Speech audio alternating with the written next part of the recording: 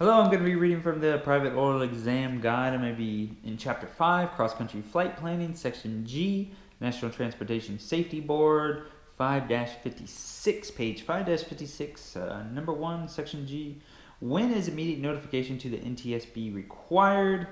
The operator of an aircraft shall immediately and by the most expeditious means available notify the nearest NTSB office when an aircraft accident or any of the following listed serious incidents occur: flight control system malfunction, crew member unable to perform normal duties, in-flight fire, aircraft collision in flight, property damage other than aircraft estimated to exceed $25,000, overdue aircraft believed to be an accident, release of all or a portion of a propeller blade from an aircraft, complete loss of information including flickering from more than 50% of an aircraft's EFIS cockpit display, EFIS. Define aircraft incident. An aircraft incident means an occurrence other than an accident associated with the operation of an aircraft, which affects or could affect the safety of operations. Define aircraft accident. An aircraft accident means an occurrence associated with the operation of an aircraft, which takes place between the time any person boards the aircraft with the intention of flight and all persons have disembarked, and in which any person suffers death or serious injury, or in which the aircraft receives substantial damage. So incident, one more time. Incident. An aircraft incident means an occurrence other than an accident associated with the operation of an aircraft which affects or could affect the safety of operations.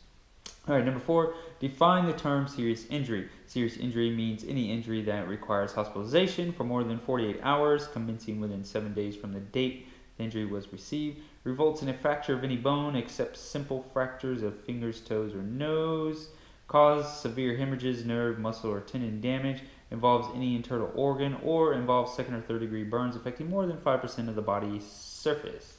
Number 5, define the term substantial damage. Substantial damage means damage or failure which adversely affects the structural strength, performance, or flight characteristics of the aircraft and which would normally require major repair or replacement of the affected component. Engine failure or damage limited to an engine if only one engine fails or is damaged, bent fairings or cowlings, dented skin, small punctured holes in the skin of fabric, ground damage to rotor propeller blades, and damage to landing gear, wheels, tires, flaps, engine accessories, brakes, or wingtips are not considered substantial damage for the purpose of this part. Number 6. Will notification to the NTSB always be necessary in any aircraft accident, even if there were no injuries? Refer to definition of accident. An aircraft accident can involve substantial damage and or injuries, and the NTSB always requires a report if this is the case. Where are accident or incident reports filed? The operator of an aircraft shall file any report with the in-field office of the board nearest to the accident or incident. The National Transportation Safety Board field offices are listed in the U.S. government pages of telephone directories in major cities. After an accident or incident has occurred, how soon must a report be filed with NTSB? The operator shall file a report on NTSB Form 6120.1/2 or 1/2, available from NTSB field offices, the NTSB in Washington, D.C., or the FAA Flight Center's district office, within 10 days after an accident, when after 7 days an overdue aircraft is still missing. Note, a report on an incident for which notification is required as described shall be filed only as required by an authorized representative of the NTSB. Number 9. Can the FAA use reports submitted to NASA for enforcement purposes?